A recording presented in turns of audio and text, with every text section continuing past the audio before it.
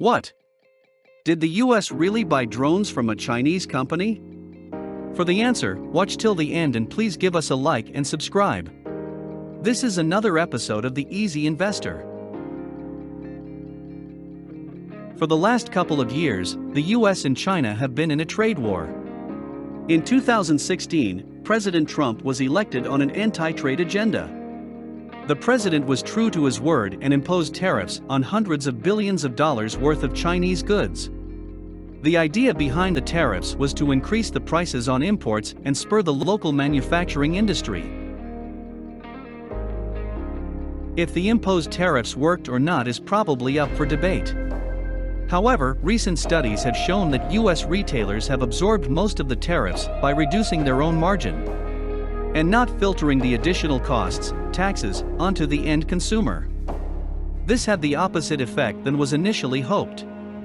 The trade war between the US and China further brought on the heat, with bans on certain Chinese products to be sold within the US, and more specifically a ban on military purchases of Chinese-made drones. Of course, it was reported that purchasing Chinese-made drones would pose a huge national security risk. The Senate stated that they need to put national security and local manufacturing jobs first. This came as the Defense Department's appetite for small drones increased, with around $280 million included in the budget for small drones. The news that the U.S. Air Force purchased dozens of drones from Dejiang Innovations, DJI, is therefore surprising.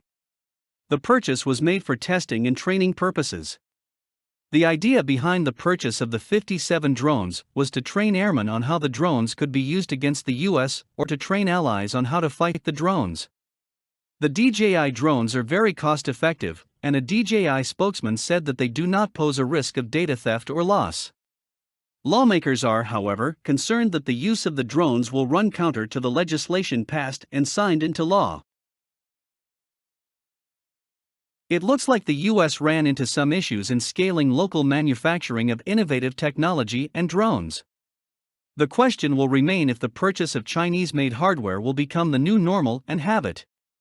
Or will the US be able to actually scale their own production?